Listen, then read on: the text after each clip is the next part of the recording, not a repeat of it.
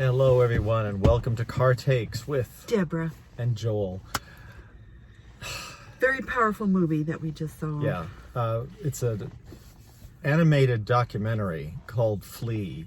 F-L-E-E. F-L-E-E. Like Runaway. By Jonas Rasmussen, and about this young man and his family. True story about a young man and his family trying to get out of Afghanistan, and this sort of constant.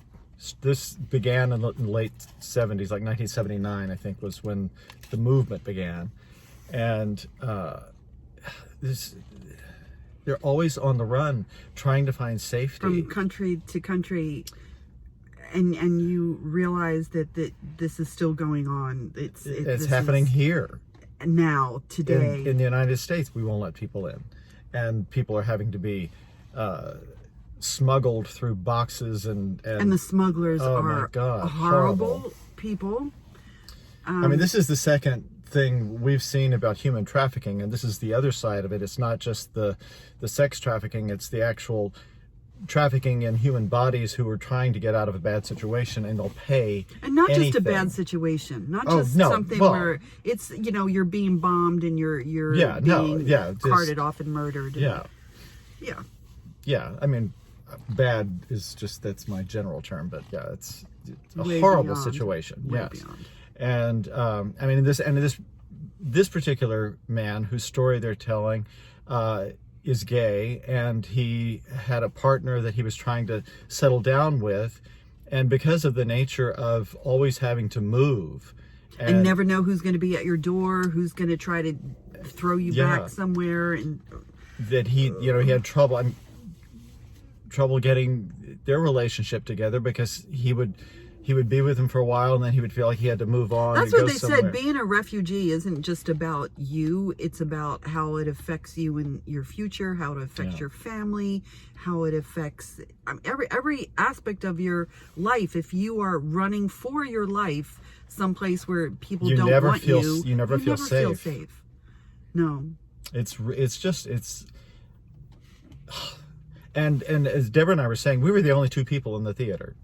And this is not going to get a big push, because it's about refugees. It's about refugees. And people want to turn a blind eye. And the people who need to see these sorts of things are never going to go see them because they don't believe in them. No. In fact, I was saying they're so glib when they talk about, well, just go through normal channels. Yeah. Do it legally. Like it's so easy to do when you're being bombed and threatened and your family's being murdered. It's so easy to just go to your government and say, I need to get out. That said, this is must-see film. Everyone should see this, not only because the story is so compelling and so important. It's a beautiful film. The animation is...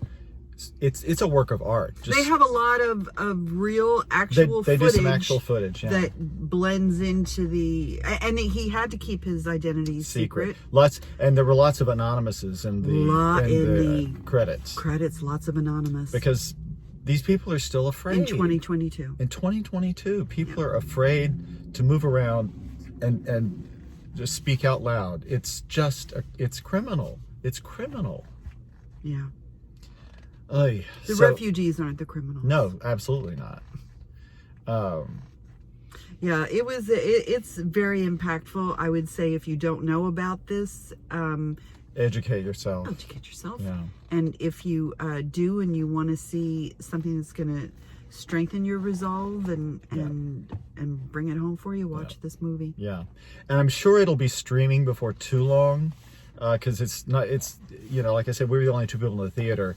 It's not going to be selling out, so I'm sure it's going to be going to streaming pretty soon. But it's a beautiful film and an important film, and it begs to be seen. I agree. So, huge thumbs up, and we will see you next time. Bye. Bye-bye.